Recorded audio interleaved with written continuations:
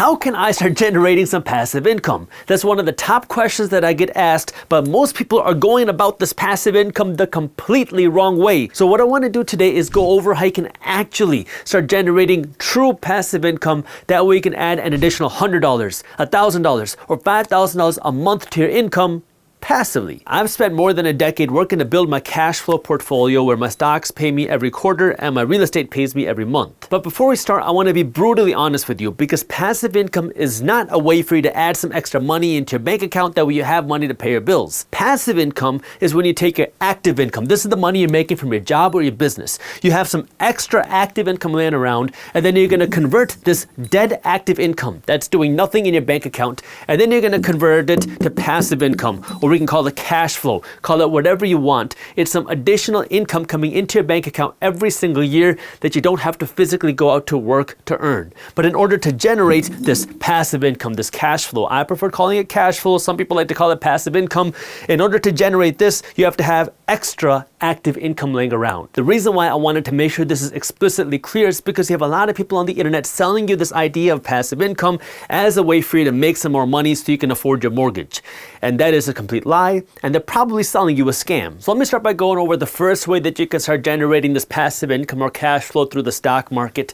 Because in the stock market, what you're doing is you are going to invest some of your extra money. Again, money that you made from your job or your business that you didn't spend at Gucci, right? You take that extra money and you're going to put it into the stock market. Now, I'll go over what are the things that you can invest in, but some companies on the stock market have a lot of cash at the end of the year. They're making big profits, and then they have all this cash in their bank account. And now this company can do three things with this cash in their bank account. I want you to understand the hypotheticals. Number one is they can take this cash and save it for an emergency. We all remember when COVID happened, a lot of companies had no money left over. Well, one thing that these companies can do is save this cash for an emergency. The second thing that they can do is take this cash and reinvest it right back into the company. They can open more stores, hire more employees, invest into software, invest into technology.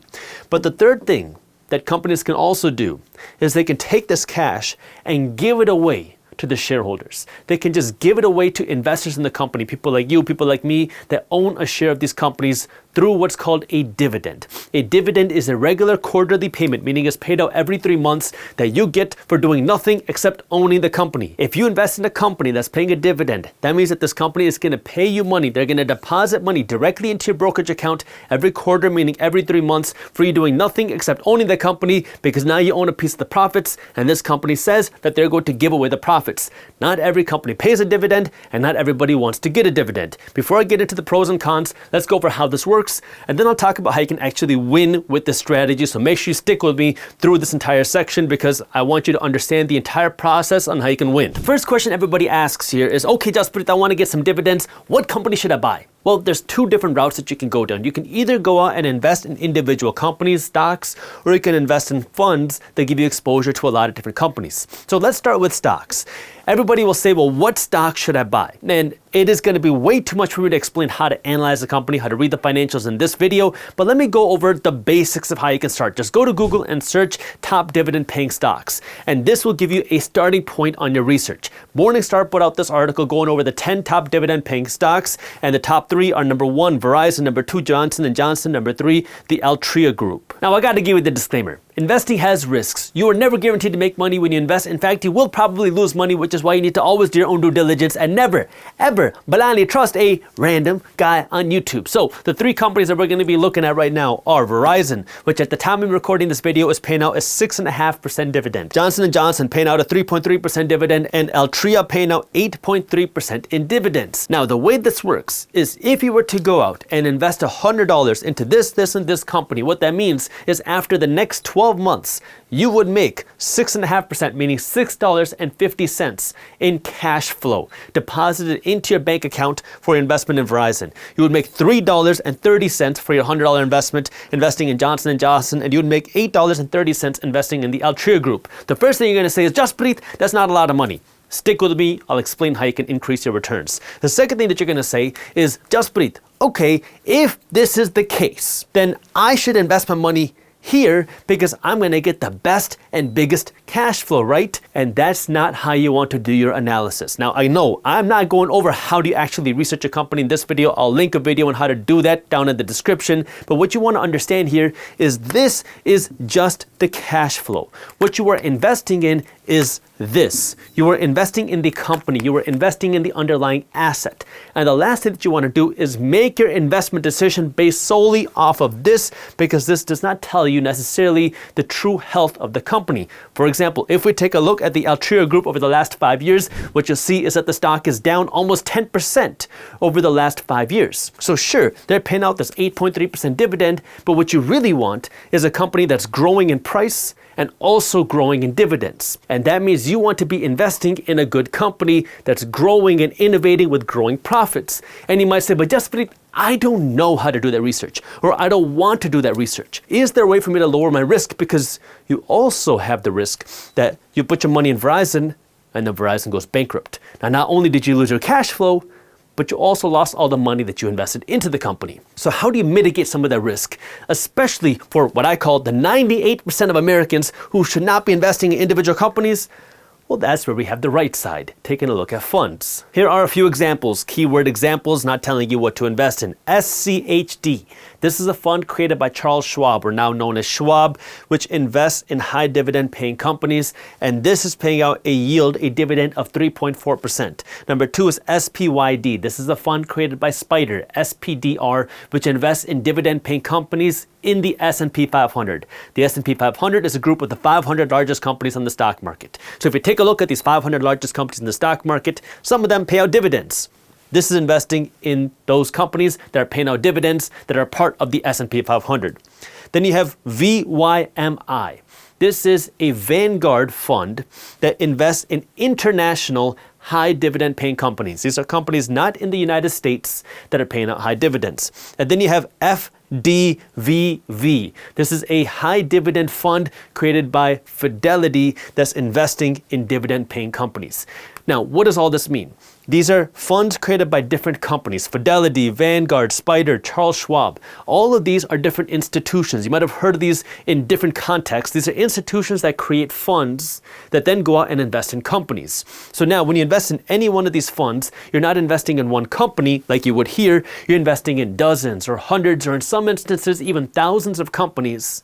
That way now you can lower some of your risk, because now let's say you invest in one of these funds and a company like Verizon goes bankrupt. In this instance, if you put your money in Verizon, not only is your cash flow gone, but your investment is gone. Every dollar you invested is now zero. Here, if one of the companies in your fund goes bankrupt, well, you're still okay, because you have some winners to balance out the losers. That's why in general, you might see lower returns, but you're also lowering some of your risk. So if you're thinking about now, how do I just set up a system where I can just keep investing my money and not have to invest so much of my time and energy making sure that the company I'm investing in is a good company, a fund can be a good example.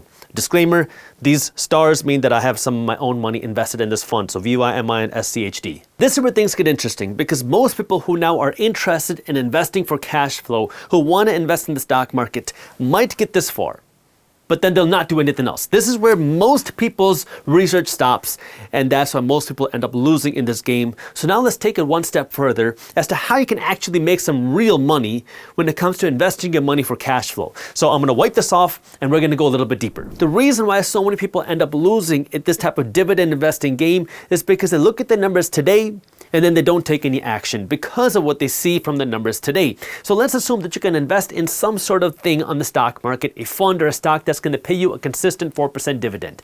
Then what people say is, if I can invest $10,000 today, which is a lot of money, that means I'm only going to make $400 a year from my investments.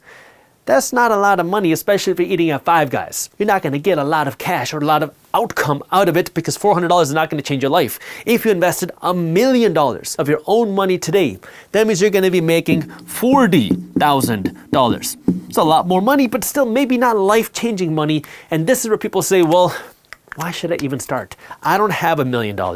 I could put in $10,000, but it's not going to really make any difference in my life. And this is why most people don't do anything. And this is where most people get this whole concept of dividend investing wrong.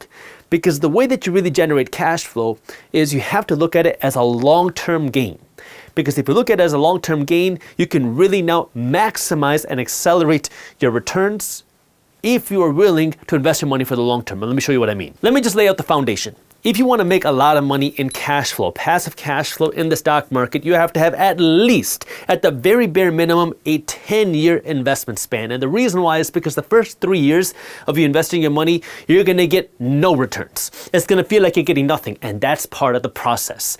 And that's where most people will completely give up. 90% of people will not make it that far because they can't think 3 years ahead, but you have to think 10 years ahead. The first 3 years, you get nothing. Then the 3 years after that, years 4, 5, and 6, you're gonna make a little bit of money. Nothing life-changing, but a little bit of money, but still, not that much to really impact what you're doing. It's a little bit more than what you got the first 3 years, but it's a little bit more. Then the next 3 years, year 7, 8, and 9, is a little bit more money where now you're starting to see that, oh, I'm getting a decent sized dividend check. It's something that I could take this money and actually go out and use it. I can actually go out and buy something. I can actually start using this money, but you don't do it yet. Then by year 10, what you'll see, if you stay consistent, if you do the things that I'm gonna show you, that's when you start to see some actually significant returns. And that's when now you have the option where, okay, I see this process now. It's finally starting to work, but it took me 10 years to get here. If you're not willing to do this for 10 years, you're not going to see any returns. And most people don't have that type of mindset. But let me show you why it actually works if you're willing to invest your money for 10 years, because there's a couple things that happen. Number one is assuming you're investing your money in a good asset. What you want to see happen is you want to see the stock price grow. You want to see this investment value grow. And as this company starts to make more money, guess what else happens? They start to pay out bigger dividends. So now you started buying the company when it was this big. And then when it becomes this big, you start getting the bigger dividend checks. I know I'm showing you this from a theoretical example because that's the best way I can kind of visualize this. When you buy a company here, you're going to get this size of dividends. When you own it here, you get this size of dividends. But this is the thing. You got to let your dividends and your investment time to compound and grow. But you don't just want to buy it once. You have to keep investing your money. That means here you're going to buy, here you're going to buy, here you're going to buy, here you're going to buy, here you're going to buy, and here you're going to buy. And then, every time you get paid, every time money comes out, every time you get the quarterly check, every time those dividends hit your bank account, you want to take this money and reinvest it to buy even more. So every month, you take some of the money, this active income that you're working to make from your job or your business, you're going to take some of this money, buy some of these dividends. Then every quarter, when you get that dividend check, you reinvest that to buy more dividends. So you're working to buy more cash flow, your cash flow is working to buy more cash flow. It takes time because now you got to keep stacking how much money you invest, and you got to keep stacking the money that your money made, and then you got to also stack the investment, letting this money that you invested in grow, that way you can make more money. That's how you let your money compound and grow, because it takes time for this investment to grow in value. It takes time for your investments to go into here, and it takes time for your cash flow to actually grow. To put this in perspective, let's assume that you go out and invest your money into this asset that's worth $100 today, and it's paying out a 4% dividend yield, meaning you're making $4 for every $100 that you invest.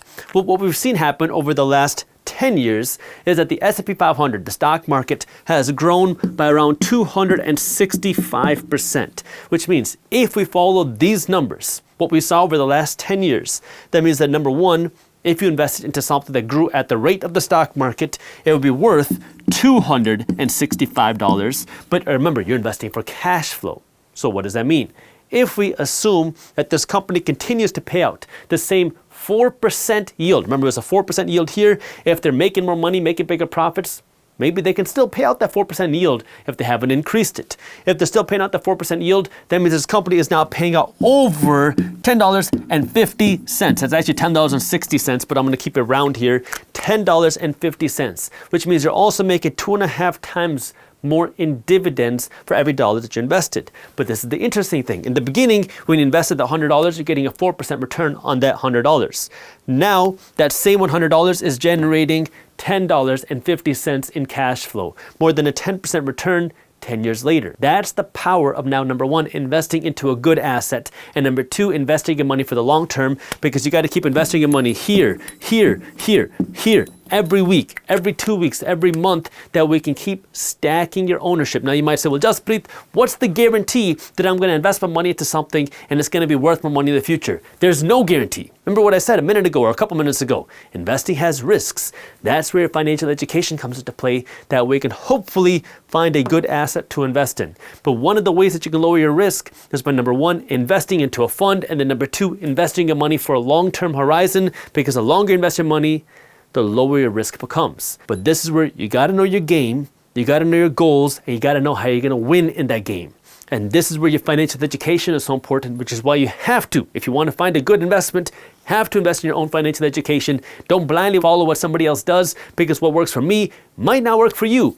You have different goals than me, you have a different risk tolerance than me, and you have a completely different game plan than me, which is why you got to find what's right for you, and why I want you to understand the trends and what's happening in the markets and keep up with the financial markets. That way you can find a winning system for you. By the way, for those of you that do want to stay up to date on what is happening in the financial news, when it's happening, my team at Briefs Media, my company, publishes a free daily newsletter called Market Briefs, where every day my team's working to break down what's happening in things like the economy, the housing market, the stock market, crypto, and the global economy into a fun, witty, and easy to read newsletter.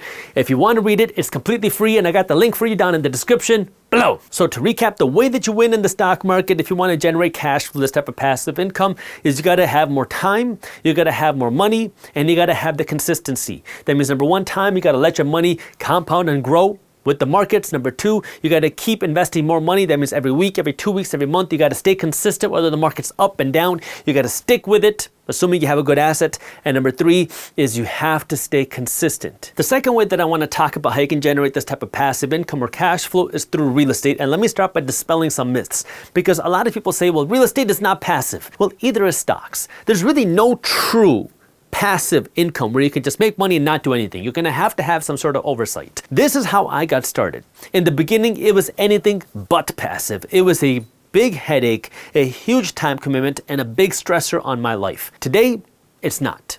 Now that I've learned the ropes, now that I've built a team, now that I've built a portfolio, I've built my skills, it is significantly more passive for me.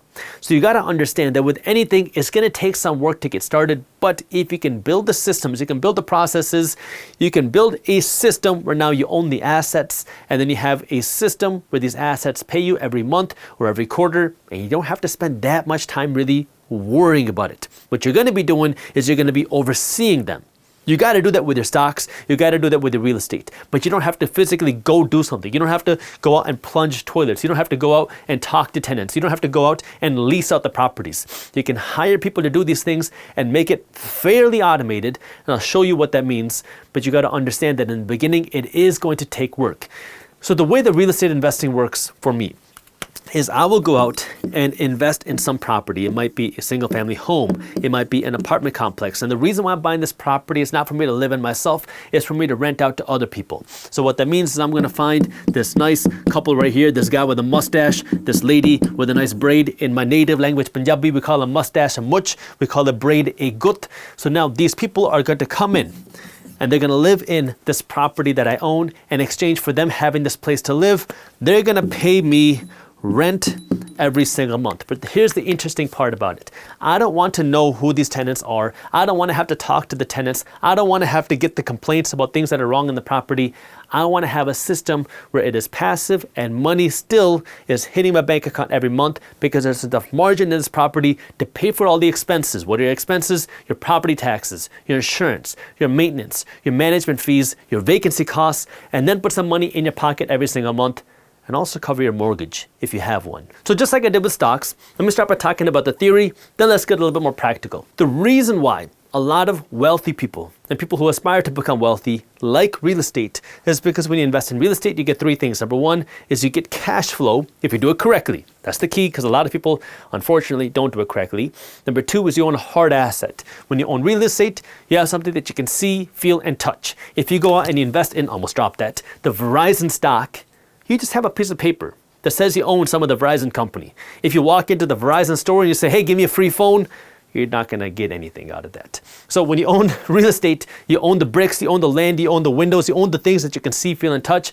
And then number 3 is you also get tax breaks. As an attorney who's not your attorney, what I can tell you is that real estate has some of the biggest and best tax breaks that a tax code has to offer. What does that mean?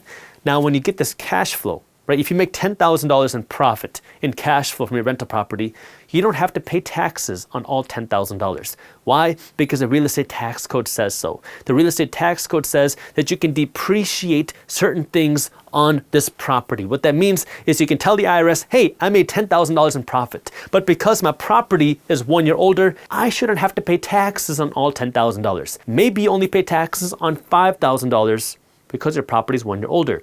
Maybe you pay taxes on $0 because your property is 1 year older. There's a lot of nuances as to how much you can depreciate, but the key is you can lower your taxable income because real estate offers big tax breaks. Make sure you talk to a licensed tax advisor to know how to do this the right way, because there's a lot of different things you need to know to do it the right way, but you got to understand that real estate offers a lot of tax breaks. So that's the benefit of investing in real estate. But what do the numbers actually look like? Because you've probably heard people saying that you can't find any good real estate deals out there in this market. Inflation has made it hard to find real estate deals, but I can tell you as somebody who was buying real estate even during the real estate boom, 2021, 2022, when the real estate market was the hottest that we have really ever seen, I was still finding great below market deals. It takes more work. It takes more effort. You're going to have to put in more offers, and you're going to have to do a lot more research compared to 10 years ago when everything was a good deal. But that doesn't mean that it's impossible to find good deals. Yes, it's harder to find good deals in a hot market, but that does not mean it's impossible. So what does that mean that I'm looking for? And again, this is just what I do. So let me wipe off the whiteboard and let me show you what I look for. When I invest in real estate, my goal is a 7% cash on cash return. In the stock market, you get dividends. Here, I call it a cash on cash return. In commercial real estate, this is called a cap rate. What this means is for every dollar that I invest, how much cash flow am I going to make after paying for my expenses? This is money that's going to hit my bank account and that I get to keep. This is kind of like your net income or your profit. There's a lot of words for this. So what that means is for every dollar that I invest, I want to see 7 cents of profit after paying for my expenses, my property taxes, my insurance, my maintenance and management fees, my vacancy costs, anything in between, all of my costs or my mortgage if I have one. I want to see 7 cents back for every dollar that I invest. This does not include appreciation. When I invest in real estate, I'm not looking for price appreciation. That's not my goal. If home prices go up, that's the icing on the cake. But that's not how I make my investment decisions. I make my investment decisions based off of this number. If I can see this cash flow in a growing area, remember, just like how in the stock market you're investing in the asset, not the cash flow, it's the same thing here. When I invest in real estate, the first thing I'm looking for is where am I investing? Is this an area where populations are growing, where the money is moving to, and where people are moving to? If yes, then I will consider it. Because if people are moving out, young people don't want to live there, crime is going up, that's not a place where I want to park my money. Because this is a long-term play. This is a place where I want to keep my money for a long term, where I want to see rent prices grow because the value of this area is growing. More and more people want to be here. This is a growing area. This is where people want to be. So this is where rents are going to be higher in the future. That's where I want to invest my money. So how do you find this? Well, you got to look around. And for me, the way that I run my numbers is now I take how much money that I invest and I put in my expenses. And yes, you can estimate these expenses. Talk to your real estate agent. Talk to the city assessor, because you might not know what the property taxes are going to be when you purchase it, but your city assessor will, and they can help estimate those numbers. Talk to an insurance advisor. Talk to an insurance broker. They can give you an estimate as to how much your insurance costs are going to be.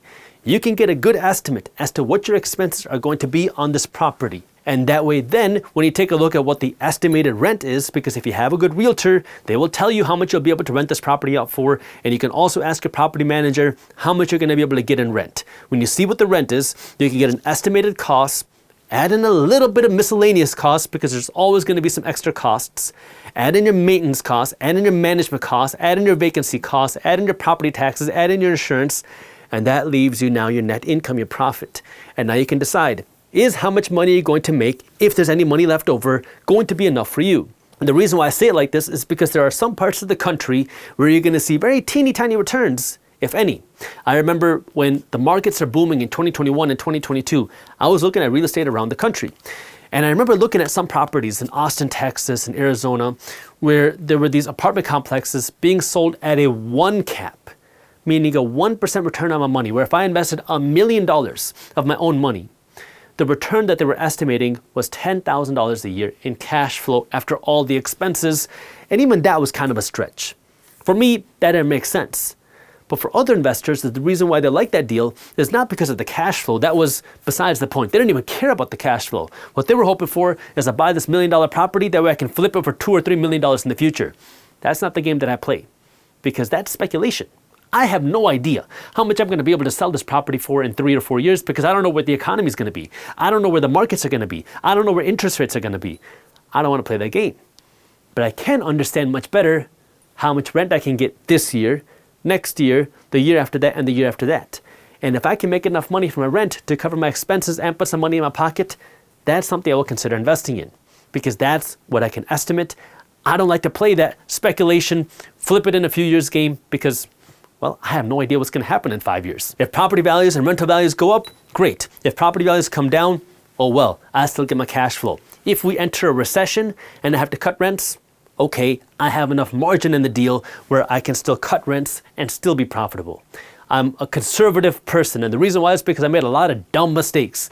I have screwed up many times, and so that's why I like to be very picky with my deals, because I have screwed up a lot of times. And so I want to make sure that I can protect myself and have margin in the deal. That way, when something goes wrong, because something will always go wrong that you don't expect. That's kind of the name of the game with real estate. But that's why I want to have some margin in there. Now, the difference between real estate and stocks is obviously, well, it's more difficult to start with real estate. You have to find the team. You have to find a property manager. I don't manage my properties myself. I hire a property manager. These are people that are going to lease the property. They're going to deal with the tenants. They're going to screen the tenants. They're going to handle the repairs. They're going to work with the contractors. They're going to work with the cities. They're going to pay all the bills. They're going to do all of that. The reason why a lot of people don't like working with property managers is because they take money right off of the top. A good property manager might take 8%, 9%, 10%, even 12% in some instances right off of the top before you see a penny. And a lot of people don't like that. Well, I don't like dealing with tenants a whole lot more than that.